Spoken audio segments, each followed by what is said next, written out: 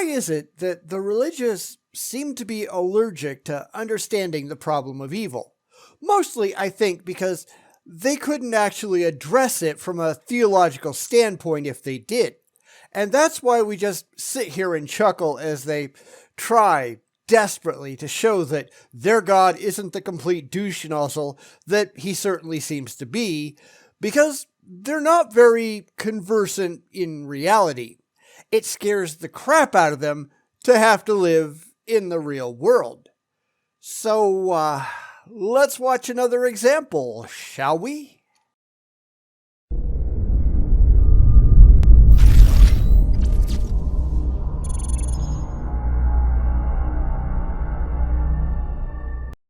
Welcome to part 2 of Josh Rasmussen's look at the problem of evil.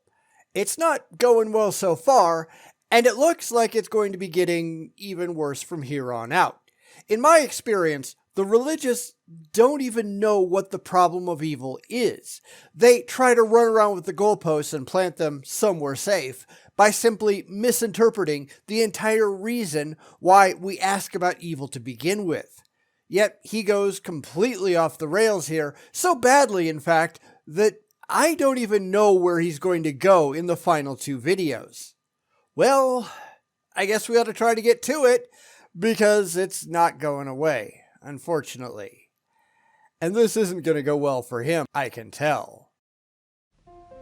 Is the suffering in our world unlikely if a perfect being exists at the foundation of our world? To help us think about this question, let us consider the most perplexing kinds of suffering. These are bad events such that you see no reason a perfect being could possibly have for allowing them. And I can see where this is going already. It's not at all uncommon. Lots of theists figure that anything their deity does, no matter how heinous, well, it must be good because their God has a plan. Well, that doesn't stop their God from being a dick, does it? That's really where this becomes such a problem, because they are convinced that their God is all good without having any rational way to evaluate their God's supposed actions. Good according to who? Well, according to the religion, of course. The God has to be good because that's what they believe, and they can't be wrong, could they? Call these events mysterious evils. Now, before I continue, I would like to acknowledge that suffering and tragedies may pose for you heartfelt questions and concerns. My aim here is not to justify evils or to explain them away. Rather, I will offer a tool that can help you in your own analysis of the evidential weight of evil with respect to various worldviews. And that's where this is going to go wrong, because I don't weigh reality with respect to worldviews. I weigh worldviews based on how closely they are aligned to demonstrable reality. What's happening here, or what's going to happen, I figure, is that he's going to try to defend his view of God that can't be demonstrated to be real at all. It's just a bald rationalization gone wild. The religious aren't at all concerned whether any of it is true or not. They're just going with their fifis and are entirely incapable of evaluating any of it from beyond their emotional reactions.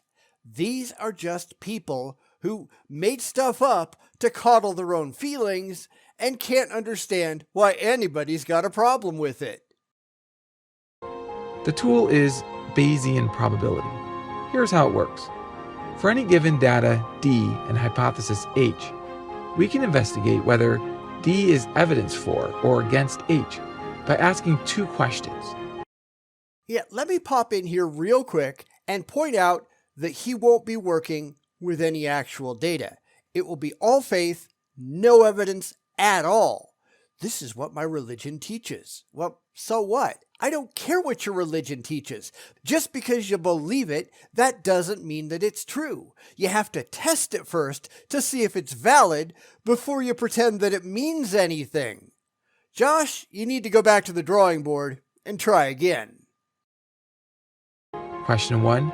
How likely is D given H? Question 2.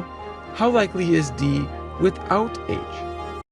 Given that you don't have D to begin with, What difference does any of that make?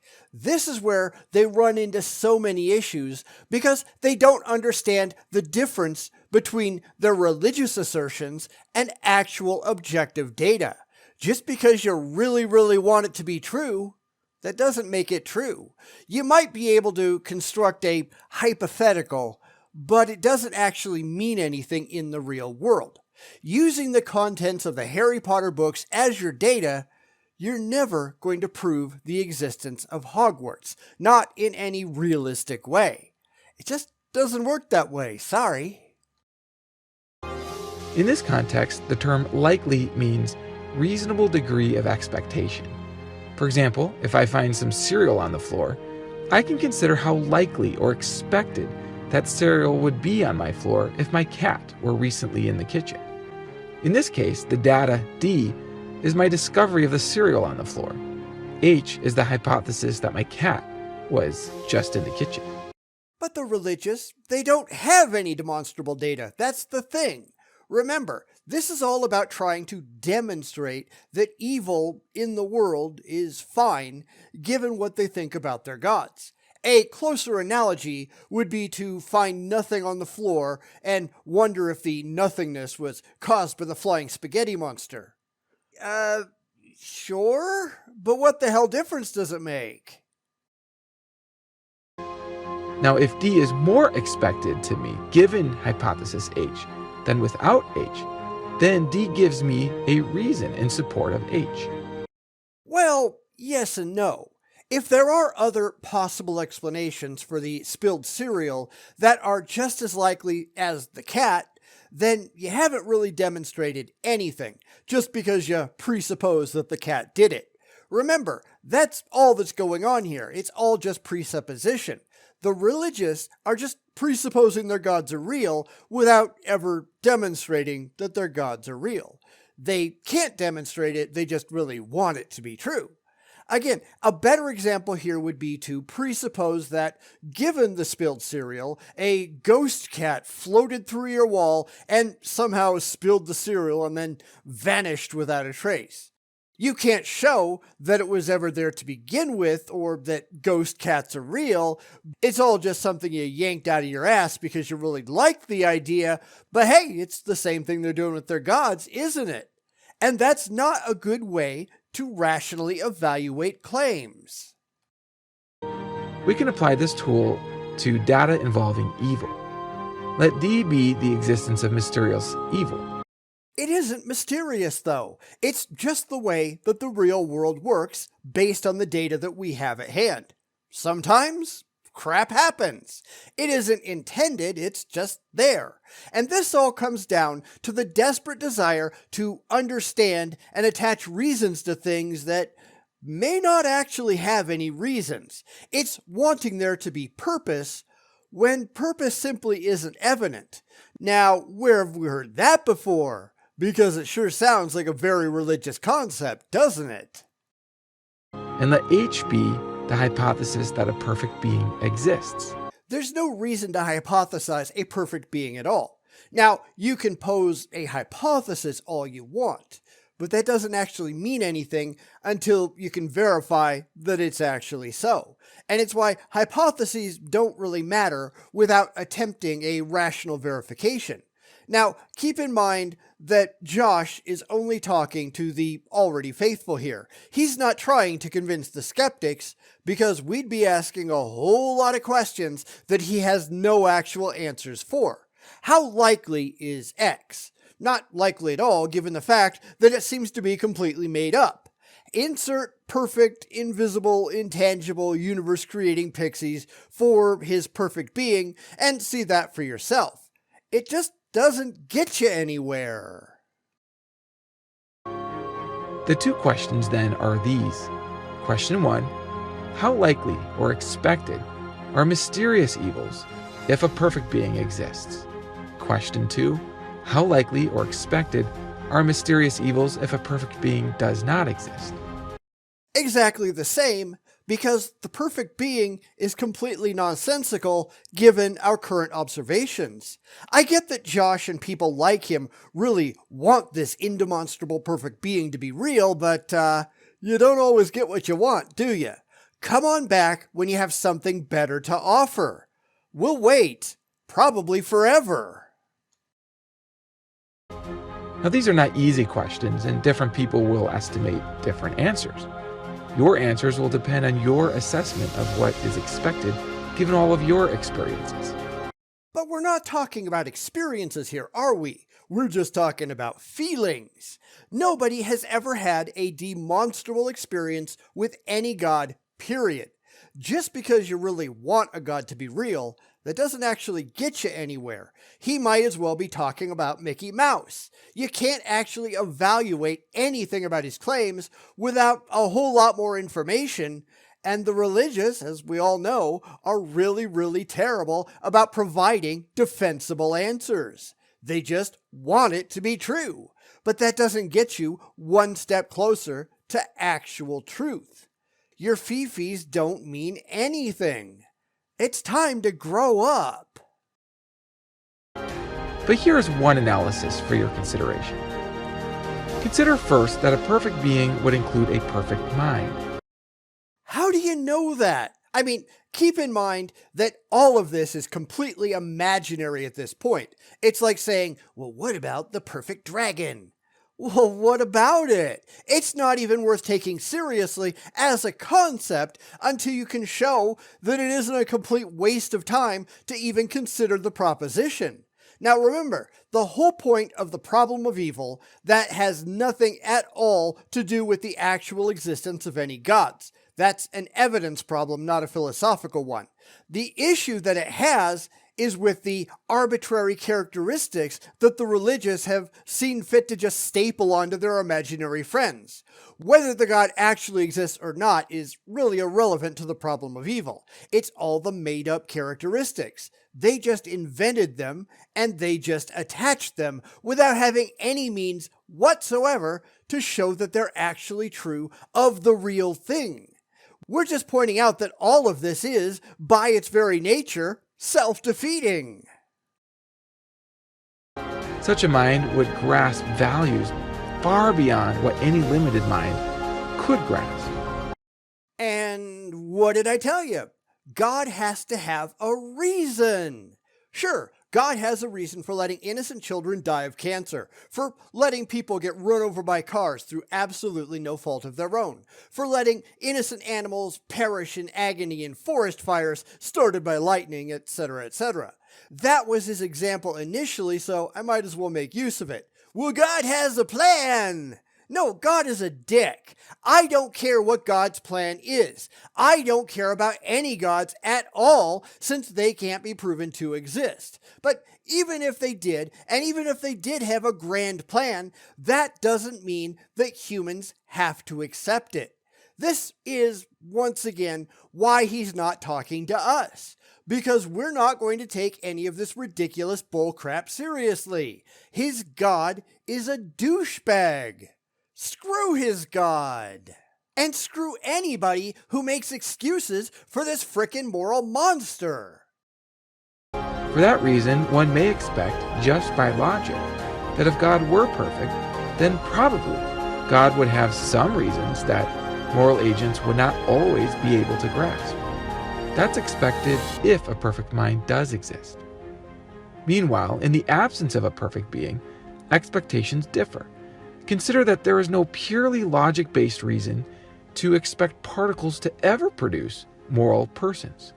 Yet, that's demonstrably what happened. That's what happens when you go with the evidence that we actually have. You find demonstrable truth. Oh, I know that doesn't make the religious feel good, but we have tons of evidence that exactly that happened, and none whatsoever that their God exists. Your happiness doesn't mean the slightest thing.